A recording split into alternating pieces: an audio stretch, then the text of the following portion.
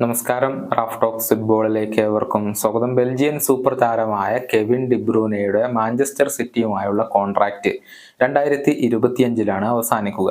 ഈ കരാർ ഇതുവരെ പുതുക്കിയിട്ടില്ല. മാഞ്ചസ്റ്റർ സിറ്റി ഈ സൂപ്പർ താരത്തെ കൈവിട്ടേക്കും എന്നുള്ള റൂമറുകൾ ഇടക്കാലയളവിൽ സജീവമായിരുന്നു.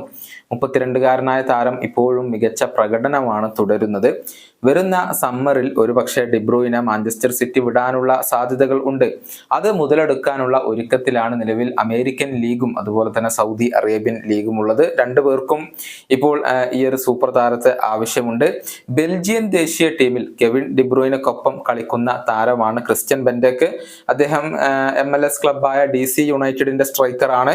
ഡിബ്രൂയിന MLS വരുന്നതിനെ കുറിച്ച് ചില കാര്യങ്ങൾ ഇപ്പോൾ ബെൻഡെക്ക് പറഞ്ഞിട്ടുണ്ട്. അദ്ദേഹത്തിന്റെ വാക്കുകൾ ഇങ്ങനെയാണ്: 32-കാരനായ ഡിബ്രൂയിന ദീർഘകാലമായി യൂറോപ്പിൽ തുടരുന്നുണ്ട്.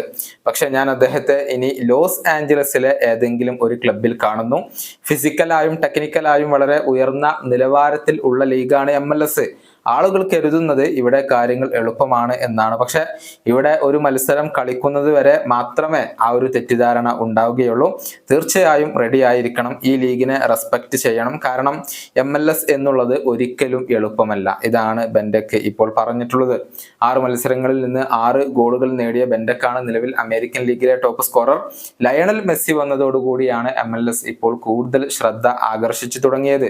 മെസ്സിയും മികച്ച പ്രകടനം ഈ സീസണിൽ നടത്തുന്നുണ്ട്.